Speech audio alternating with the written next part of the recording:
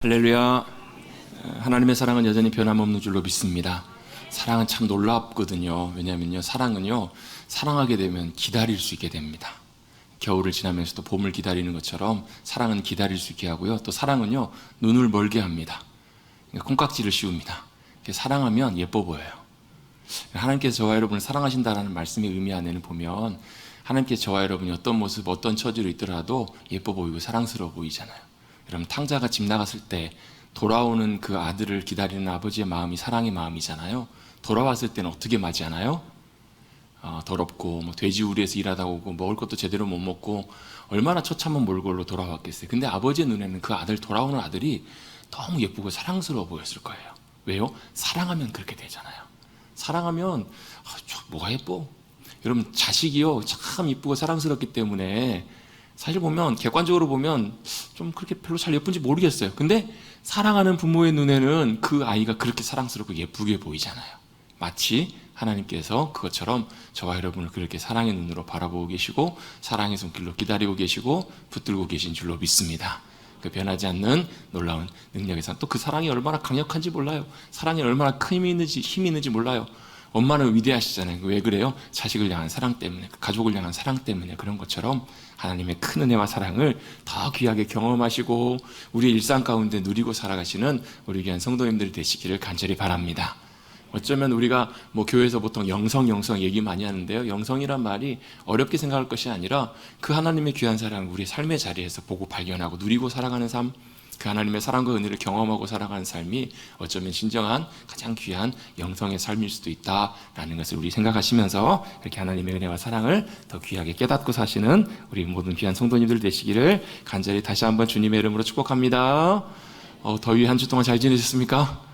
어찌 사셨습니까? 한 주 동안 살아서 뵙게 된 것만으로 참 감사할 일입니다.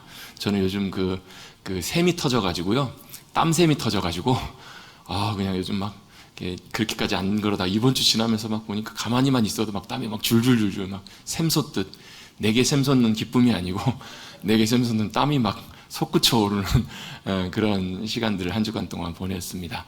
제 개인적으로 느낄 때는 어제가 개인적으로 가장 제일 더웠던 것 같아요. 그러셨나 혹시요? 근데 여러분 그거 아세요? 여러분 믿으실지 모르겠지만 오늘이 여러분 입추입니다. 입추. 안 믿어지시죠? 오늘이 가을의 시작이래요. 너무 더우니까 말도 헛나가는데요. 오늘이 입추래요. 여러분, 저는 도저히 믿을 수가 없어요.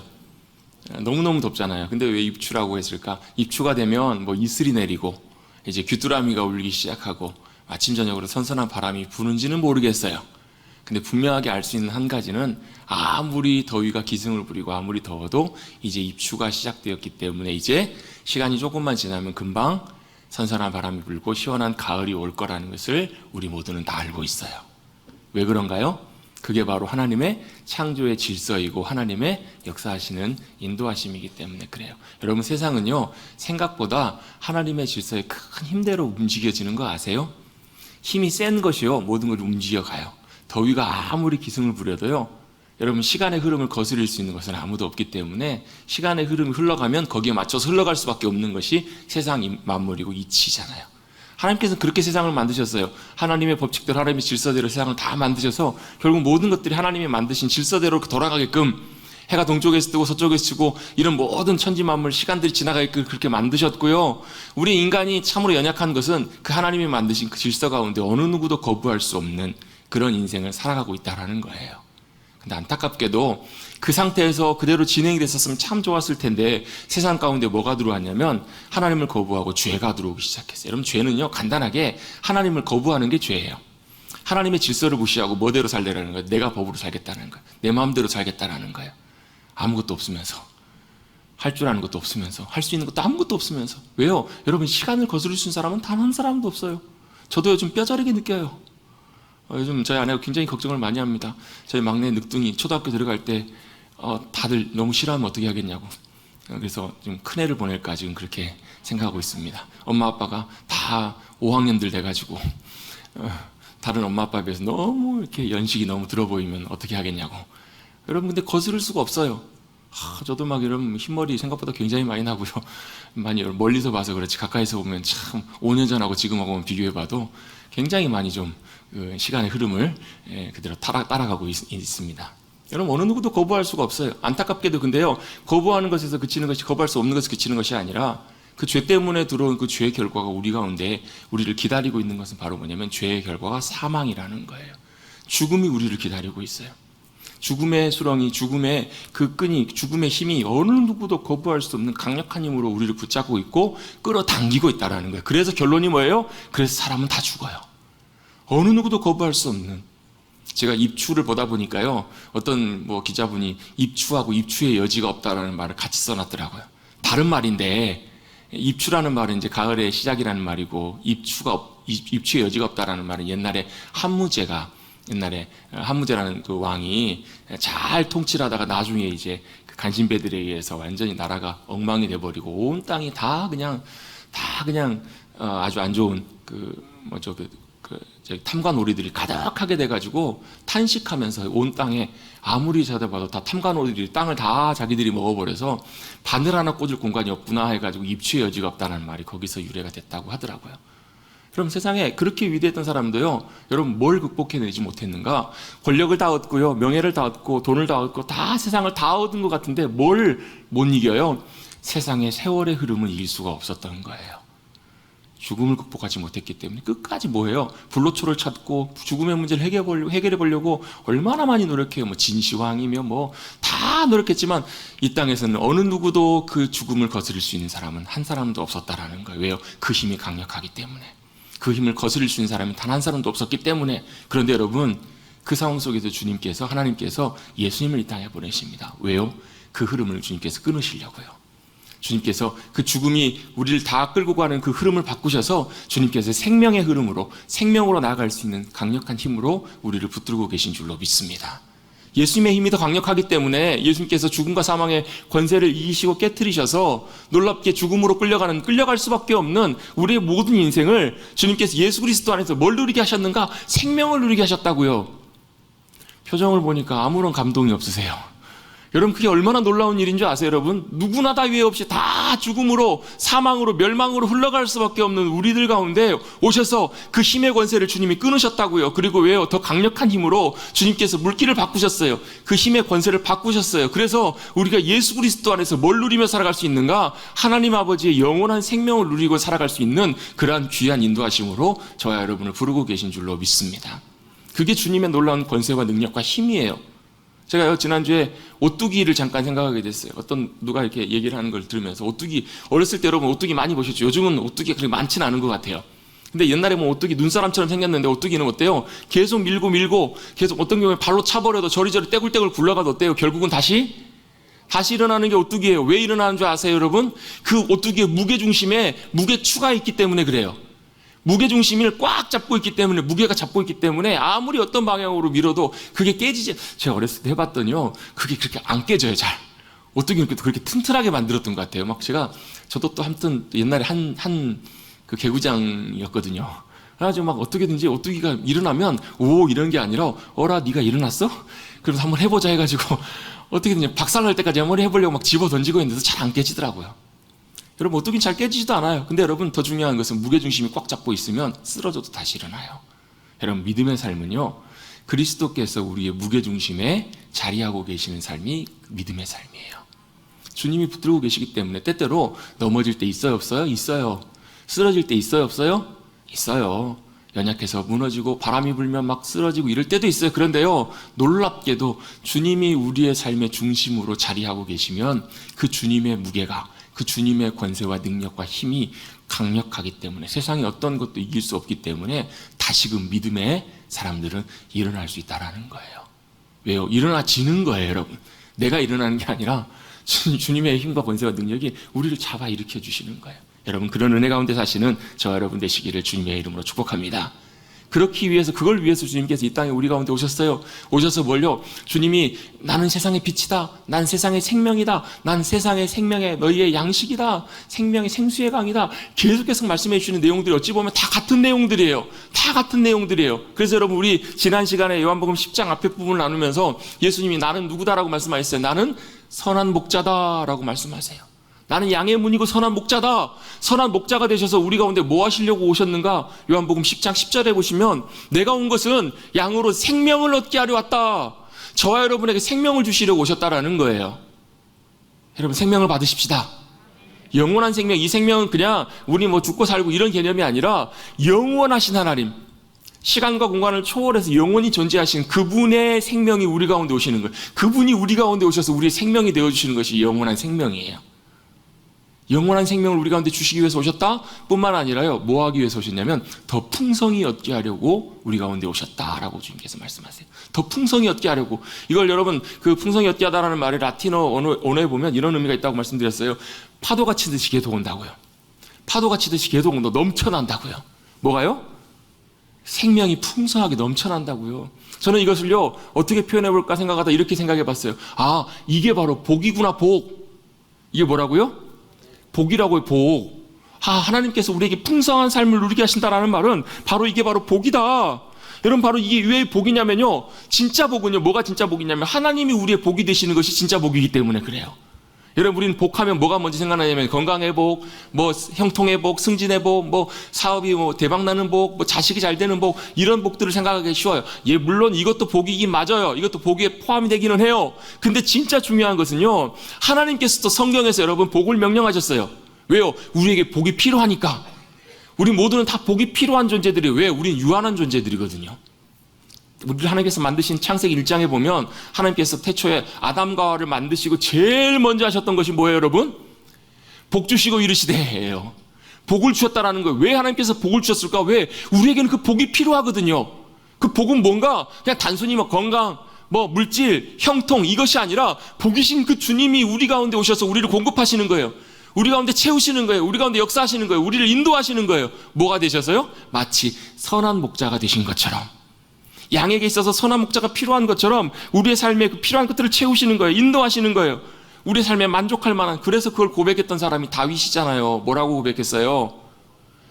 여호와는 나의 목, 같이 한번 고백해 보겠습니다. 여호와는 나의 목자시니 내게 부족함이 없습니다.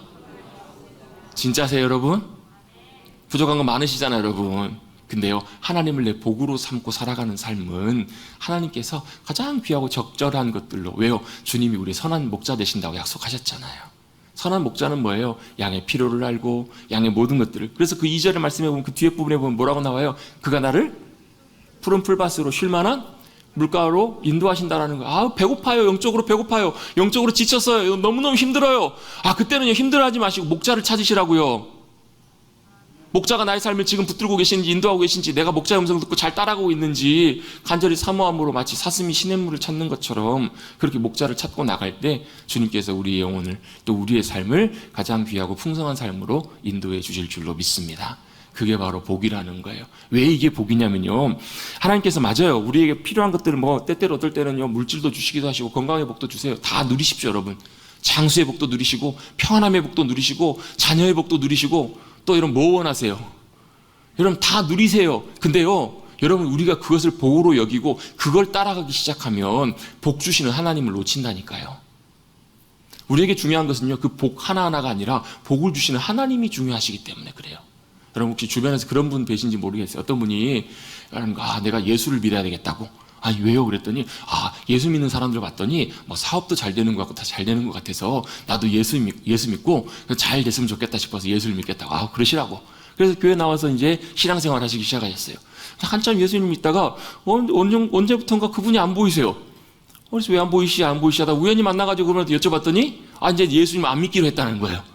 왜요? 예수님 믿었더니 잘 되다가 보니까 또 일이 안 되는 거예요. 봤더니 옆집 아저씨는 또 잘 돼. 봤더니 그분이 절에 다니는 거예요. 그래서 나는 좀 더 신통하고 용한 절에 다녀봐야 되겠다는 거예요. 여러분 이런 분들 혹시 만나보신 적 있으시죠? 있으실 거예요. 여러분 이분은요, 죄송하지만요, 믿음으로 주님을 신뢰하고 따라갔던 것이 아니라 뭘 보고 따라갔냐면 복을 보고 따라가는 거예요. 이게 뭐가 문제가 되냐면 하나님께서 때때로 우리에게 귀한 것들, 귀한 복들을 다 주시는 분이시지만 안 주실 때도 있어요. 때때로 하나님께서 우리의 삶에 형통케 인도하실 때도 있지만 아니실 때도 있다라는 거예요. 평안하게 하실 때도 있지만 아니실 때도 있어요. 때때로 어떨 때 보면요, 온 내 주변 사방을 다, 내 마음을 다 뒤엎어 놓으실 때도 있어요. 마치 갈릴리 강풍처럼. 엄청난 풍랑과 바람을 만나게 하실 때도 있어요. 때때로 어떨 때는요, 우리를 하나님께서 사망의 음침한 골짜기로 인도하실 때도 있더라는 거예요. 여러분, 그거 복 보고 따라가면 절대로 못 따라가요. 왜 나를 이곳으로 인도하냐고. 나 가기 싫다고. 나 이곳으로 가고 싶다고. 왜요? 선한 목자는요, 양이 다 가고 싶은 대로 인도하는 목자가 선한 목자가 아니에요. 양에게 유익한 곳으로, 양에게 가장 귀한 곳으로 인도하는 곳이 선한 목자인데, 여러분, 양의 속성은 뭐냐면 자기가 가고 싶은 대로 가고 하는 마음이 있어요. 여러분, 우리가 원하는 대로, 우리가 바라는 대로 다 얻는 것이 복이라면, 여러분, 그것은 양이 마음대로 하는 것과 똑같은 내용들이라는 거예요. 때때로 하나님께서는 선한 목자이시기 때문에 우리의 삶을 우리가 원치 않는 길들로 인도하실 때도 있어요. 때때로 어려움을 줄 때도 있고요. 복잡한 일들과 상황들을 우리 가운데 허락하실 때도 있어요. 그럼에도 불구하고 우리가 복이신 주님을 나의 복으로 여기고 따라간다면 그 주님을 나의 선한 목자로 인정하고 따라갈 수 있는 거거든요. 그렇게 따라가게 되면 결국은 그 삶의 순종 가운데, 믿음으로 따라간 그 가운데 주님이 인도하시는, 우리가 생각지도 못한 더 귀하고 복된 놀라운 일들을 우리가 경험하고 주님께서 그러한 복을 우리 가운데 허락해 주실 줄로 믿습니다. 그래서 하나님이 우리 진정한 복이시라는 거예요. 주님이 선한 목자가 되셔서 우리가 그 주님을 잘 따라가는 이유가 여기 있는 거예요. 여러분, 거기서 갈팡질팡하지 마세요. 여러분, 오며 가며 주님 인도하시는 인도하심들이 이 길인데 내가 원하는 길이 이 길이에요. 그럼 어떻게 가는 거예요? 주님이 내 선한 목자심을 내가 믿는다면, 신뢰한다면, 주님이 정말로 내 복이심을 믿는다면, 여러분, 주님의 인도하심을 따라가는 것이 우리의 삶의 가장 귀한 복임을 여러분 믿고 고백하며 나가시는 우리 모두가 되시기를 간절히 주님의 이름으로 축복합니다. 왜요? 왜 그렇게 따라갈 수 있어요? 우리 지난주 말씀과 좀 이어서 함께 좀 나눠본다면, 그 주님은, 그 선한 목자는 양을 위해서 목숨까지도 내어놓으신 분이시기 때문에 그래요. 우리 15절 위에 부분도 그렇고요. 16절부터 말씀해 보면 이렇게 말씀합니다. 또 우리에 들지 아니한 다른 양들에게까지도 내가 인도해야 될 텐데 그 양들을 위해서도 목숨을 버린다라는 것. 17절에 보시면 내 목숨을 버리는 것은 그것을 내가 다시 얻기 위함이니 이로 말미암아 아버지께서 나를 사랑하신다. 내가 스스로 그 목숨을 버린다. 내가 잃는다. 이건 내가 죽는 것이 아니라, 내가 어쩔 수 없어서 죽는 것이 아니라, 버리는 것이 아니라, 사람은 그렇거든요. 사람의 생명은 내가 버리고 싶다고 버리고 먹고 싶다고 없는 것이 아니거든요, 여러분. 물론 자살은 하지만 예수님은 내가 일부러 그렇게 하신다라는 거예요. 억지로가 아니라 자발적으로 그렇게 하셨다. 왜요? 그 양들을 사랑하시기 때문에, 그 양들에게 필요를 위해서, 그 양들을 살리시기 위해서 일부러 그것들을 목숨을 버리시고 죽기까지 양들을 살피시는 선한 목자가 되어주신 분이시기 때문에 그렇다라는 거예요. 여러분, 그냥 좋게 인도하시는 것이 아니라요, 어떻게 해요? 목숨까지도 내놓을 수 있는 분이라면 믿고 신뢰할 수 있고 따라갈 수 있다라는 거예요.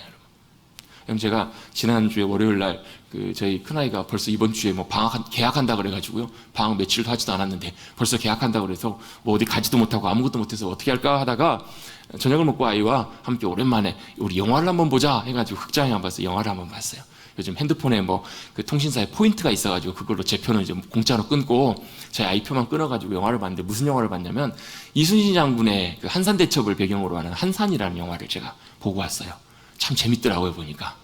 혹시 보신 분 계신지 모르겠습니다. 안 보신 분 혹시 기회가 되시면 한번 보셔도 좋겠어요. 그 당시에 임진왜란 당시에 이순신 장군의 용맹함, 지혜, 참 귀한 역사적인 내용들을 잘 영화에 물론 이제 픽션도 포함됐겠지만 잘 담아서 한꺼번에 역사적인 교훈도 많이 얻고 참 재밌게 봤던 그 영화였습니다. 근데 제가 그 영화를 보면서 인상 깊었던 몇몇 장면들이 있는데, 그 중에 한 장면이 첫 시작할 때 어떤 장면이 나오냐면 일본 왜군과 이제 조선 수군이 이제 전투하는 장면이 나오는데요. 그때 이제 우리나라 수군이 이제 일본 왜군의 이제 총탄에 이제 부상을 당하고 쓰러져 있을 때 이순신 장군이 그 병사를 위해서 이제 위험을 무릅쓰고 이제 시위를 당기는 장면이 나와요. 그때 이제 그 모습을 보면서 그 병사를 공격했던 왜군이 이순신 장군을 향해서 같이 총을 겨누고 같이 이제 서로 상해를 입히는, 부상을 당하는 그 장면이 이렇게 나와요. 그리고 나서 이제 그 왜군이 이제 전쟁에 져가지고 포로로 잡히게 되는데, 나중에 신문을 받고 막 이렇게 있을 때 굉장히 기계 있게 나오거든요. 그 역할이 막 이렇게 항변을 하다가 이순신 장군에게 이렇게 물어요. 이순신 장군에게 당신은 이 전쟁이 뭐라고 생각하냐고 이렇게 당돌하게 물어요. 그랬더니 이순신 장군이 뭐라고 얘기하냐면 의와 불의의 싸움이라고. 나라와 나라와 싸움이라고 이렇게 그는 생각했을 것 같은데, 그래서 나라가 나라를 침공을 하고 나라가 나라를 어떻게 보면 쳐들어온 거잖아요, 보면. 근데 이순신 장군은 그렇게 얘기하지 않는다라는 거예요. 의와 불의의 싸움이라고. 그러면서 이제 그가 쭉 돌아보니까 쭉 돌아보니까 뭐 조선 의병들도 마찬가지고, 또 이게 뭐가 가장 인상적이었냐면 그러니까 자신의 부하를 살리기 위해서 장수가, 대장이 목숨을 걸고 나서는 그 모습을 보면서 그게 굉장히 마음에 큰 감동이 되었던 것 같아요. 그러면서 이런 얘기를 해요. 자신의 장수는 자신을 앞세워서 자신이 죽으라고 전선으로 밀면서 자신이 살기 위해서 싸움으로 밀어넣는데, 당신은 자신의 부하를 살리기 위해서 목숨을 거는 장수였노라고. 그리고 나서 이분이 뭐가 되냐면 항외가 돼요. 항매가 뭐냐면 이제 왜군이었는데 항복을 해서 이제 나중에 그래서 이순신 장군 굉장히 돕는 역할로 영화에서 나오게 되거든요. 우리 이제 김세엽 장로님, 우리 조상 되시는 우리 김충선 장군님처럼 우리나라를 완전히 이렇게 귀화를 해가지고 우리나라에 큰 영향을 미치는 그런 많은 그 당시 이제 왜군이 있었던 걸로 나오거든요. 그게 뭐냐? 그 이유 중에 하나가 뭐냐면 그 마음들 때문에. 여러분 보세요. 리더가요, 그 자기를 따르는 군사들 위해서 목숨을 걸고 내놓는다? 여러분 그런 리더라면 여러분 그 따르는 사람들이 어떻게 따르겠어요, 여러분? 당연히 충성스럽게 따르지 않겠냐고요, 여러분. 근데 여러분 반대 리더들도 있죠. 근데 예수님은 어떤 리더라고 말씀하시냐면 나는 선한 목자다. 선한 목자는 어떤 목자냐면요, 양을 위해서 목숨까지도 내어놓을 수 있는 목자라는 거예요. 실제로 그렇게 주님과 하셨잖아요, 여러분. 우리를 위해, 저와 여러분을 위해서 목숨을 내놓으셔서 심지어는요, 양의 우리 밖에 있는 아직 주님을 알지 못하는 그 무리들을 향해서도, 그 양들을 향해서도 주님께서 그들을 위해서도 내가 죽는다라고 말씀하세요. 왜요? 그들 가운데 주님께서 무리로 인도해내야 될, 하나님의 백성으로 인도해내야 될 양들이 있기 때문에 주님께서는 그들을 위해서도 내가 목숨을 내놓는다. 스스로 내가 그들을 위해서 죽는다라고 주님께서 말씀하고 계세요. 여러분 그렇게 말씀하셨기 때문에, 그 일을 이루셨기 때문에 여러분 양 우리 밖에 있었던 저와 여러분이 여러분 하나님의 은혜를 힘입고 하나님의 자녀가 된 거 아닌가요, 여러분? 주님께서 우리가 알기 전에, 이따가 예배 후에 찬송하게 될 텐데, 설교 후에 찬송하게 될 텐데, 주 예수 내가 알기 전에 언제요? 주님께서 저와 여러분을 위해서 언제 돌아가셨어요? 우리가 충성을 다해서요? 아니요. 우리가 주님을 알기 이전부터, 주님과 전혀 상관없는 삶을 살 때, 우리가 죄인 되었을 때 주님께서는 이미 저와 여러분을 위해서 목숨까지 내놓으신 선한 목자가 되어주신 줄로 믿습니다. 죽기까지 우리를 위해서, 우리 살리시려고 우리를 위해서 스스로 목숨을 내어놓으시는 그런 선택을 하셨다라는 거예요. 왜요? 사랑하시기 때문에. 왜요? 선한 목자이시기 때문에. 여러분 그 주님이, 그 목자가 바로 저와 여러분의 선한 목자 되시는 주님이신 줄로 믿습니다. 그래서 그 주님을 따라가는 것은 여러분 전혀 손해가 아니에요. 우리에게는 얼마나 큰 은혜이고 복인지 몰라요. 그런데 여러분 이 말씀을 예수님께서 하셨더니 사람들 사이에서 소란이 일어났네요. 문제가 일어났어요. 혼란이 일어나요. 어떤 문제, 어떤 논란인가? 사람들이 이 말을 듣고, 야, 더 이상 이 소리 못 듣겠다. 귀신 들린 사람의 목소리다. 귀신 들린 사람의 소리 아니냐? 어찌하여 그 말 듣느냐? 막 혼란들이 일어나요. 또 한쪽에서는 이렇게 얘기해. 아니, 귀신 들린 사람이 어떻게 눈먼 자를 못 보는 사람 눈뜨게 할 수 있느냐? 아니다, 아닐 것이다. 이런 막 논쟁들이 일어나요. 이게 언제 일어났는가? 수전절이라고 하는 절기는 하누카라고 하는데요, 유대인들에게는 굉장히 사실 의미 있고 뜻깊은 절기예요. 별명이 있는데 빛의 절기라고 해요. 빛의 절기에 빛이신 주님이 어디 오셨냐면 성전에 들어오셨어요. 솔로몬 행각에 오셨는데 사람들이 반신반의하고 사람들이 때때로 막 논쟁을 일으키면서 사람들이 예수님을 막 둘러싼 장면이 우리가 읽었던 22절부터 말씀이에요. 둘러싸다라는 말의 의미가 그냥 이렇게 모이는 것이 아니라 뭐예요? 겹겹이 둘러싸가지고 쉽게 말하면 예수님 어디 못 가도록, 꼼짝 못하도록 이렇게 다 둘러싼 거예요. 붙들어 맨 거예요. 해가지고 뭐 하는 거예요? 사람들이 뭐 하는 거예요? 예수님께 따지는 거예요. 뭐라고 따지나요? 한번 볼까요? 24절입니다. 유대인들이 에워싸고 이르되 당신이 언제까지 우리의 마음을 의혹하게 하려 하나이까? 그리스도이면 밝히 말씀하옵소서. 이게 무슨 뜻이에요? 우리 왜 헷갈리게 하냐고. 그리스도면 그리스도라고, 우리의 구원자면 메시아면 메시아라고 얘기를 하라고, 말씀을 하시라고, 이렇게 사람들이 지금 따지고 있는 거예요.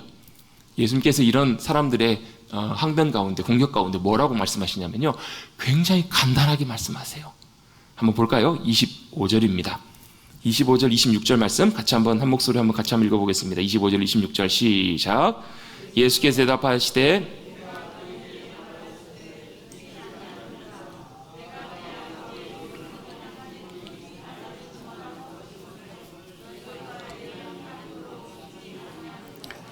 아멘. 그 사람들의 혼란, 그 사람들의 막 논쟁, 그 사람들의 막 공격, 이걸 예수님께서는 간단하게 정리하십니다. 뭐라고 정리하시냐면 너희가 믿지 않기 때문에 모른다라는 거예요.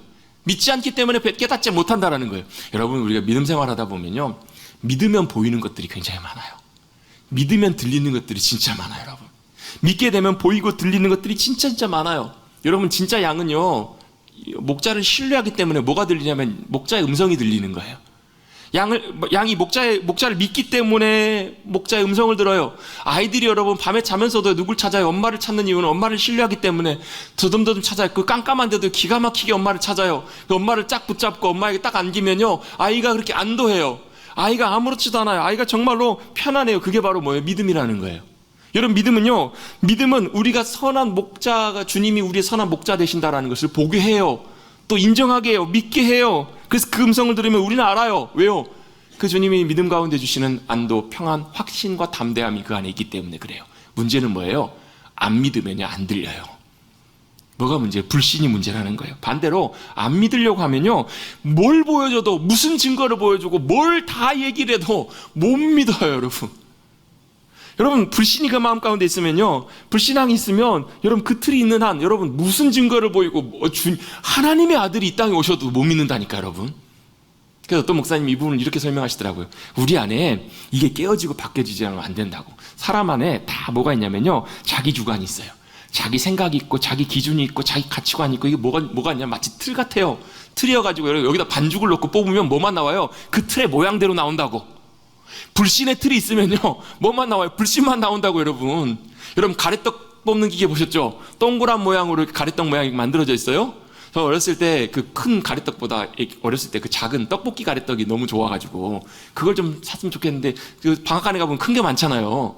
여기다가 떡 반죽을 쌀 반죽을 넣으면 어떻게 돼요? 요 모양대로만 나와요. 이 틀을 바꿔갖고 여러분 세모 모양을 만들면 어떻게 돼요? 세모 모양의 틀 갖다 놓으면 떡이 다 세모로만 나와요. 여러분, 내 몸에 네모만 나와요. 여러분, 여기 불신의 틀이 있으면요, 뭘 집어넣어도, 뭐가 들려도, 뭐가 들어도 뭐만 나와요? 불신의 열매들만 나오게 되는 거예요. 예수님께서는 지금 이 말씀하시는 거예요. 틀이 바뀌어져야 돼요. 불신의 틀이 바뀌어지고 믿음의 틀로 바뀌어져야 그 안에서 믿음의 결과가 나와요. 여러분 그런 귀한 믿음의 은혜들이 부어지시기를 주님 여러분 축복합니다. 그러면 여러분의 삶의 결과들이 달라져요. 여러분의 삶의 생각과 판단과 모든 것들이 달라지는 놀라운 역사가 일어나는 것은 여러분 환경이 바뀌는 것이 문제가 아니고요, 여러분 안에 있는 믿음의 여러분 틀이, 여러분 믿음의 여러분 이게 가치관들이 바뀌기 시작할 때 그런 일들이 일어난다는 거예요. 또 왜 이런 일들이 일어나는가? 그 이유를 예수님께서는 두 번째 이유로 그들이 주님의 양이 아니기 때문이라고 말씀하세요. 주님의 양이 아니기 때문에 그게 안 믿어지는 거예요. 도저히 받아들일 수가 없는 거예요.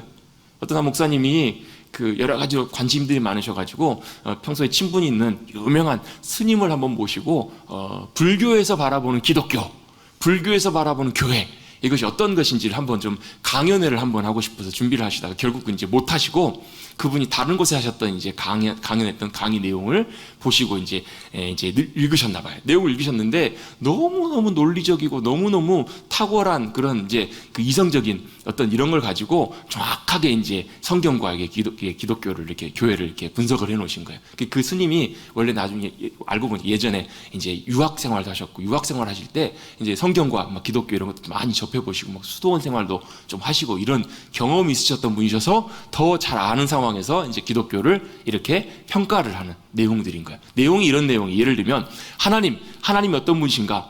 불교에서 바라보는 기독교 하나님은 도저히 용납할 수 없는 하나님이다. 왜요? 하나님이 사람을 만들어 놓으시고 그 사람조차도 통제를 못 하셔가지고, 사람조차도 제어를 못 하셔서 사람들이 엉망진창이 돼서 또 거기에 하나님이 화가 나셔가지고 사람들을 어떻게 해요? 물로 다 쓸어버린 하나님, 불로 다 심판해버리신 하나님, 그런 하나님을 창조주 하나님으로 믿을 수 있겠냐는 거예요. 불교에서 바라볼 때는 그걸 받아들일 수가 없다라는 거예요. 왜 인간 만들어 놓고 통제도 못하면서 분노하고 왜 심판하는가? 또 예수님 이 땅에 오셔가지고 어때요? 십자가 앞에서 그 죽음을 두려워하시면서 인간적으로 보면서 보면 그 이 잔을 좀 옮겨주십시오, 할 수만 있으면 좀 살려주십시오. 심지어 십자가에 돌아가실 때 예수님께서 뭐라고 하세요? 아버지요, 왜 나를 버리십니까? 그 불교도의 눈으로 봤을 때는, 그 스님의 눈으로 봤을 때는 그게 죽음 앞에서 초연하지 못하는, 정말 어떻게 보면 죽음 앞에서 두려워하고 있는 그 예수님의 모습을 보면서 너무나 그게 답답하더라는 거예요. 차라리 그런 모습보다 오히려 사육신, 또 오히려 독립운동했던 안중근 사람 이런 분들처럼 차라리 죽음 앞에서 초연한 그분들이 더 훨씬 더 위인들처럼 보이더라는 거예요. 불교조의 입장에서 볼 때. 또 사랑, 종교마다 다 있는 사랑, 오히려 다른 곳에서 더 잘하는 것처럼 보이는 사랑, 또 부활 이런 것도 못 믿겠다. 또 그런 기적들, 여러분 다른 종교들에도 여러분 그런 비슷한 기적들 많습니다. 여러분 뭐 오병이어 기적 같은 기적 비슷한 것들도 있고요. 그런 걸 보면서 결론이 뭐다? 나는 이런 하나님은 믿을 수가 없다. 이게 그 불교 스님이 얘기하는 결론이었다라는 거예요. 근데요, 이 내용을 읽으면서 이 목사님도 굉장히 지식적으로 탁월하고 논리도 대단하시고 아무튼 뭐 통찰력도 굉장히 똑똑하신 목사님이세요. 근데 이분이 읽으면서 아 맞아 그래 이건 논리적으로 반박할 만한 내용이 없는 참 맞는 말이야 이렇게 하시면서도요, 신기하게도 그 스님이 부인했던 모든 내용들이 자기는 중심으로 마음 깊은 곳으로 진심으로 다 믿어지더라는 거예요. 그게 다 동의가 되고 믿어지더라는 거예요. 그게 뭐 때문에 그랬을까요? 그 목사님에게는 뭐가 있었던 거예요? 믿음이 있었기 때문에 그런 거예요.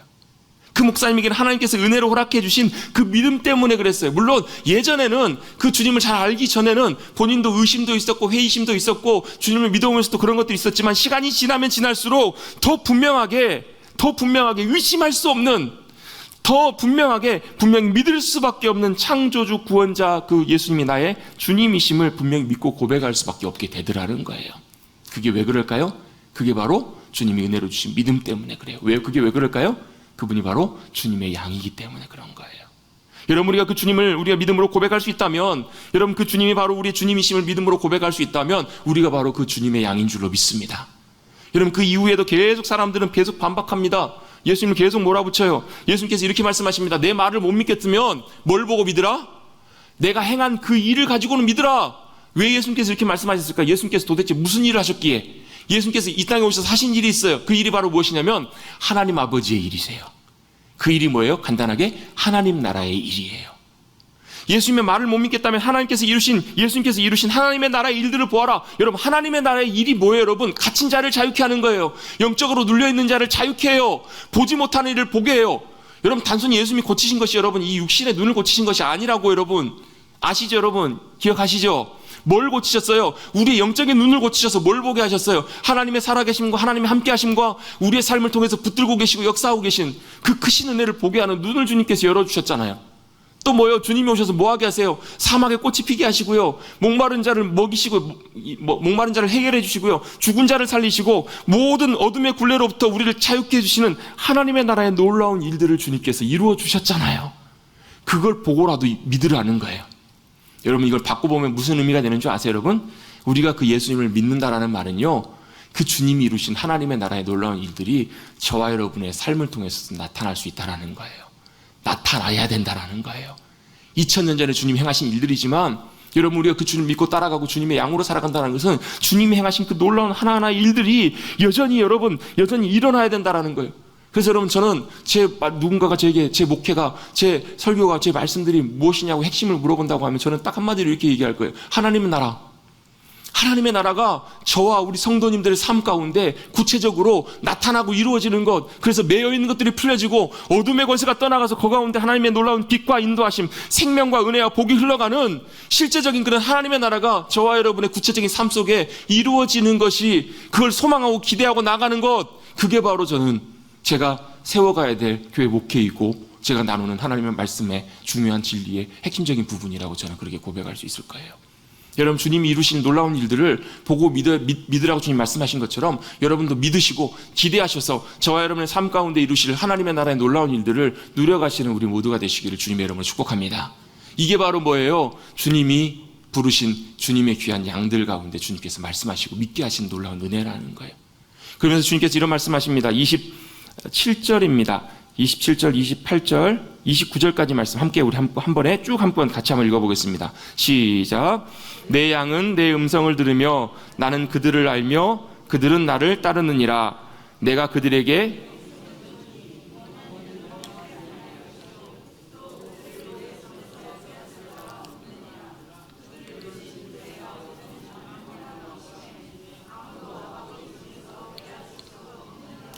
아멘. 주님의 양들은 주님의 음성을 듣는다고 말씀하세요. 주님을 알고요, 듣고 믿고 따라가요. 이게 바로 주님의 양의 특징이에요. 주님의 양들은 주님의 음성을 듣고 알고 듣고 따라가요. 이게 바로 주님의 양들입니다. 그래서 여러분, 믿음으로 주님께서는 우리 한 사람 한 사람이 주님의 귀한 양으로 부름받고 귀하게 따라가는 귀한 삶을 살기를 원하시는 줄로 믿습니다. 여러분, 근데 여기서 중요한 부분들이 하나 나오는데요, 이 본문을 가지고 많은 분들이 무슨 얘기를 하냐면 예정론에 대한 말씀들을 나눠요. 예정론. 이 말씀을 보면요, 그들이 예수님을 믿지 못한 이유는 내 양이 아님으로 믿지 못한다. 반대로 믿는 사람들은 누구라는 거예요? 주님의 양이다. 이것을 통해서 주님이 뭐 하셨다라는 거예요? 예정하셨다라는 거예요. 양들을, 주님의 백성들을 예정하시고 정하셔서 이 주님의 예정하심 때문에 우리가 주님의 양이 되었다, 주님의 자녀가 되었다, 이걸 이렇게 설명하는 분들이 많아요. 맞는 말씀이에요. 그런데 여러분, 우리가 예정론하면 조금 잘못 오해하고 있는 부분들이 좀 많아요. 예지 예정이라는 것은 주님이 우리가 주님의 놀라운 예정 가운데 구원받게 될 것을 미리 아신다는 말씀이거든요. 이게 주님은 가능해요. 왜요? 우리는요, 과거, 현재, 미래, 여기 시간 가운데 꽉 갇혀 있기 때문에 미래에 어떤 일이 일어날지 우리는 몰라요. 근데 주님은 시간 위에 계시는 분이세요. 그래서 우리의 과거와 현재뿐만 아니라 우리 앞날과 우리의 모든 것을 다 아시는 분이세요.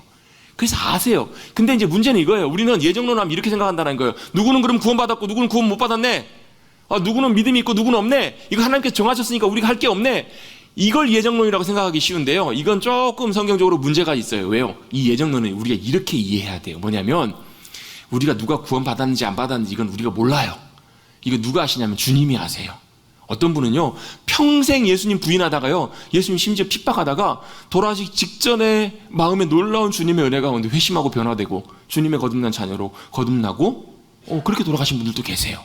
우리는 아무도 몰라요. 누가 예정됐는지 안 됐는지 몰라요. 중요한 것은 뭐가 중요하냐면 저와 여러분이 주님의 자녀가 되고 주님의 귀한 양으로 부름받아서 내가 나의 주님을 선한 목자로 믿고 인정하고 따라가게 된 것이 저와 여러분의 결단이나 노력이나 저와 여러분의 어떤 선택을 통해서 이루어진 것 이전에 주님이 이미 오래전부터 아셨고 예정하셨고 계획하셨던 주님의 놀라운 섭리 가운데 이루신 주님의 놀라운 은혜라는 거예요. 그냥 우연히 된 게 아니라니까 여러분. 여러분이 이 자리에 앉아있는 것이 여러분 우연인 것 같죠? 여러분이 마음 먹고 이 자리에 앉아 계신 것 같죠? 아니라니까 여러분. 태초 이전부터 우리를 아셨고 부르시고 예정하신 주님의 놀라운 계획 가운데 주님께서 우리를 하나님의 자녀 삼으시고 귀한 양으로 삼아주셨다. 이게 바로 예정론이에요. 그래서 뭐 하는 거예요? 감사해야 될 일이에요. 이게 여러분 예정론의 중요한 부분들이 왜요? 하나님께서 저와 여러분을 부르시고 선택하셨으니까. 놀라지도 않으시고 감격도 없으시고 아무런 반응도 없으신 여러분들, 하나님의 은혜가 함께 하시길 주님 여러분 축복합니다. 여러분이 저와 여러분을 하나님께서 부르셨다는 사실 여러분 얼마나 놀라운 일인지 몰라요.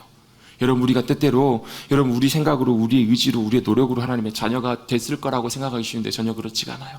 하나님께서는 우리를 이미 부르시고 아시고 선택하셔서 하나님의 자녀 삼으셨다는 거예요. 돌아보고 나니까 하나님의 큰 은혜라는 거예요. 여러분 물론 어떤 분들은 또 이걸 이렇게 오해해가지고 내가 하나님의 자녀 됐으니까 뭐 구원받았으니까 내 마음대로 살아도 되겠네. 그게 아니에요 여러분.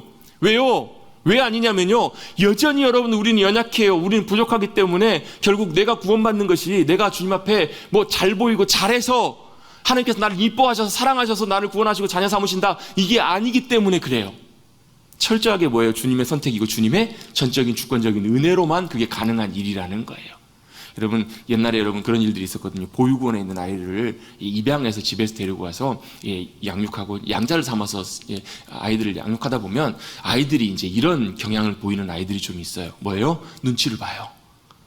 이제 한번 버림받은 아이들이기 때문에 또 뭐에 대한 두려움이 있냐면 또 버림받을 것에 대한 그런 두려움과 이런 상처들, 아픔들이 있어서 항상 뭘 하냐면 엄마 아빠한테 항상 예쁜 짓을 많이 해요. 잘 보이려고 자꾸 그렇게 행동하는 그런 이제 모습들을, 아이들의 모습도 많이 본다라는 거예요. 근데 어떤 아이들은 이렇게 행동하는 아이들도 있다라는 거예요. 아예 극단적으로 어차피 언젠가 또 잘못되면 이분들이 나를 또 버릴 건데 이왕 그럴 거 시간 많이 지나고 그러게 해서 막 하지 말고 차라리 그냥 빨리 그냥 다시 돌아가자. 빨리 그냥 내 보육원으로 돌아가자. 그러면서 말썽을 피운다라는 거예요. 막 극단적으로 행동하고 막 굉장히 강하게 막 이렇게 사고를 친다라는 거예요. 근데 이걸 아는 분들은요, 그걸 기다린대요. 그걸 기다리고 묵묵히 참아주고 인내해주고 기다려주면서 이해해주고, 그러면 어느 정도 시간이 지나고 나면 이 아이들이 이제 이걸 깨닫는다는 거. 이 사람들은 나를 버릴 사람들이 아니구나. 진짜로 이분들은 나를 사랑해서 나를 용납해주고 나를 가족으로, 자녀로 생각하는구나. 이걸 알고 그 다음부터는 행동들이 달라진다라는 거예요. 여러분 우리가요, 선택받았다, 구원받았다라는 이 의미는 단순히 구원받았기 때문에 내가 내 마음대로 살고 다음에 죄 짓고 회개하면 되지, 이게 아니라는 거예요. 여러분 뭐예요? 여전히 연약하지만 그럼에도 불구하고 누가요? 주님이 우리를 선택하시고 불러주셨기 때문에 포기하지 않으신다라는 거예요. 붙드신다라는 거예요. 여러분, 내가 때때로 실수하고 잘못해도 여전히 누가요? 주님이 붙들고 계신대요. 그래서 주님 말씀하세요. 뭐가요? 주님께서 우리에게 영생을 주셨다라는 거예요. 여러분, 이 영생을 여러분 받으셨습니까? 여러분, 이 영생이 뭐예요? 영원한 생명이에요. 이 영원한 생명은 죽음도 이기는 생명이에요. 모든 것들을 극복하게 하는 영원하신 하나님이, 생명의 주님이 우리 가운데 오셔서 생명이 되시는 거예요. 아멘. 그래서 여러분, 이 영생의 생명을 누리고 살아가는 사람은요, 주님이신 영생의 생명을 누리는 사람은 죽음 앞에서 여러분 초연해요. 물론 쉽지는 않겠지만 인간적으로는 죽음이 여러분 뭐예요? 영원한 생명의 자리로 나가는 그냥 문과 같은 거예요. 열고 나가는 거예요. 뭐 대단한 것이 아니라 그냥 그 과정을 지나가는 거예요. 왜요? 그 죽음을 주님께서 이기신 생명으로 우리 가운데 함께 하시기 때문에. 그 생명이 바로 죽음과 모든 것을 이기신 생명이기 때문에. 그래서 믿음으로 살아가는 이들에게는요, 죽음은 그냥 육신을 벗는 그런 과정에 불과해요. 열고 나가는 문이에요. 두려워할 대상이 아니에요. 또 뭐예요? 이 생명 있는 사람은요, 그렇기 때문에 여러분, 실패도 절망도 두려워할 대상이 아니라는 거예요. 그래서 뭐 해야 돼요? 죄송합니다. 잘 죽어야 됩니다. 믿음 안에서 잘 돌아가신 것도 참 중요해요. 믿음으로, 아, 주님, 우리에게 영원한 생명을 주님께서 주셨습니다. 근데 이 영원한 생명은 여러분 어때요? 어떤 생명이에요? 영원히 멸망치 아니하게 할 생명이고, 그 생명을 주님께서 주신 그 주님의 손길이 우리를 붙잡고 계신다라는 거예요. 빼앗을 자가 없다라는 거예요. 우리는 항상 우리의 구원의 문제에 대해서, 또 우리 하나님의 자녀됨에 대해서 항상 불안한 마음을 가질 수가 있어요. 저도 그랬거든요. 제가 신학교 가서도 여전히 이 문제 때문에 여전히 고민하고 있을 때 여전히 복잡해 마음이. 왜요? 아, 난 하나님의 자녀인데, 내가 예수님을 믿는데 여전히 뭐예요? 여전히 죄가 있어요. 여전히 아직 남아있는 연약함들이 있어요. 끊임없이 무너져요. 아, 그러면 그 기준으로 놓고 보면 아무리 봐도 내가 구원받을 수 있는 그런 자격이 못 돼요. 자격과 조건이 안 돼요, 여러분. 여러분 어떠세요?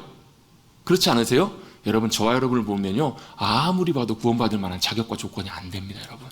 근데 뭐가요? 그 주님의 손길이 저와 여러분을 붙들고 계신다라는 거예요. 놓지 않으신다라는 거예요.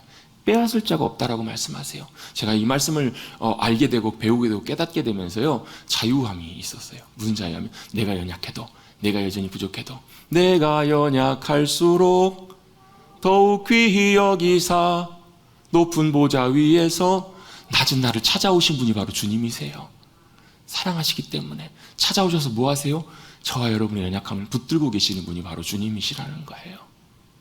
아무도 빼앗을 자가 없다고 말씀하세요. 세상의 어떤 것도, 죽음도 사망도 어둠의 권세도 어떤 것도 악한 권세도 우리를 주님의 손에서 빼앗을 자가 없어요. 왜요? 주님의 손이 더 강하시기 때문에. 여러분, 저와 여러분을 주님께서 불러주신 줄로 믿습니다. 귀한 양으로 불러주셨기 때문에 우리가 그 믿음으로 주님을 나의 선한 목자 되신 주님을 고백할 수 있어요. 그 믿음 안에 우리는 뭘 믿을 수 있는가? 당연히 주님께서 저와 여러분을 붙들고 계신다라는 거예요. 놓지 않으신다라는 거예요. 여러분, 뭐 내가 주님을 배반하고 주님을 떠나면 이건 논의의 문제예요. 끊임없이 우리가 주님을 찾고 부르실 때마다, 여러분, 심지어 탕자처럼 우리가 주님을 멀리 떠났을지라도 다시 주님을 찾고 주님 앞에 돌아오면 여전히 주님은 그 자리에 계세요. 여전히 그 주님을 우리를 붙들고 계세요. 놓지 않고 계세요. 왜요? 바로 그 주님께서 그것을 위해서 선한 목자로 저와 여러분을 위해서 오셨기 때문에 그래요. 여러분, 그렇게 붙들고 계시는 그 주님의 손을 꼭 기억하시는 저와 여러분 되시기를 주님의 이름으로 축복합니다. 그 주님이 저와 여러분을 붙들고 계신다라는 거예요. 그 손에서부터 빼앗을 자가 없다. 그들을 주신 내 아버지는 만물보다 크심에 아무도 아버지의 손에서 빼앗을 수 없느니라. 여러분, 선한 목자 되시는 주님께서는 양을 지키십니다. 목숨을 걸고 지키십니다. 그리고 그 주님의 권세와 팔로 힘으로 우리를 한 사람 한 사람 붙들고 계신 줄로 믿습니다. 여러분, 진정 예수를 믿으십니까? 진정 하나님 그분을 나의 구주로 믿고 계십니까? 믿고 계신다면 붙드십시오. 그 믿음 안에 굳건하게 서십시오. 그래서 그분이 우리의 선한 목자가 되시기에 그분을 잘 따라가는 그런 귀한 양이 되셔서 이 땅에서 그 목자 되신 주님이 우리 가운데 행하시는 그 풍성한 일들을, 놀랍고 귀한 일들을 맛보며 경험하고 승리하며 살아가시는, 하나님의 나라를 누리며 살아가시는 풍성한 여러분 되시기를 간절히 주님의 이름으로 축복합니다. 연약함 가운데 있을 때마다 주님 더 의지하시고, 부족함을 깨달을 때마다 더 주님의 은혜 앞에 나가셔서 감사하십시다. 그런 연약한 나를 붙잡으시는 신실하신 하나님, 위대하신 하나님, 실수가 없으신 하나님, 나를 여전히 놓지 않으시는 그 주님 손에 꼭 붙들림 받으셔서 우리의 삶의 자리에서도, 세상을 나가셔서도, 그곳에서도 선한 목자 되신 주님과 함께 승리하시는 우리 귀한 믿음의 백성들, 머릿돌교 성도들이 되시기를 간절히 다시 한번 주님의 이름으로 축복합니다. 하나님 아버지, 감사합니다.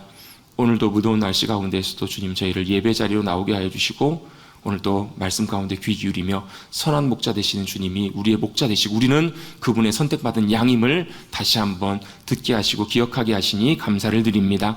우리가 주님 앞에 부름받은 귀한 양임을 주님께 선택하시고 택정하셔서 우리가 믿음의 귀한 자녀가 되었음을 감사하며 또 그러하기에 이제 더 앞으로도 선한 목자 되시는 그 주님의 음성 듣고 잘 따라감으로 말미암아 주님이 행하신 놀라운 하나님의 나라의 놀라운 역사하심들이 우리의 삶 속에, 우리의 심령 속에, 우리의 가정 가운데, 우리의 교회 위에, 이 땅 가운데 우리가 걸어가는 삶의 자리자리마다 임할 수 있도록 주님 함께 하시고 축복하여 주시옵소서. 그래서 그 선한 목자가 우리에게 주시는 놀라운 은혜, 생명과 풍성한 삶을 누리며 살아가는 우리 귀한 주님의 어린 양들 우리 모두가 되게 하여 주시옵소서. 감사드리며 예수님의 이름으로 기도드리옵나이다. 아멘.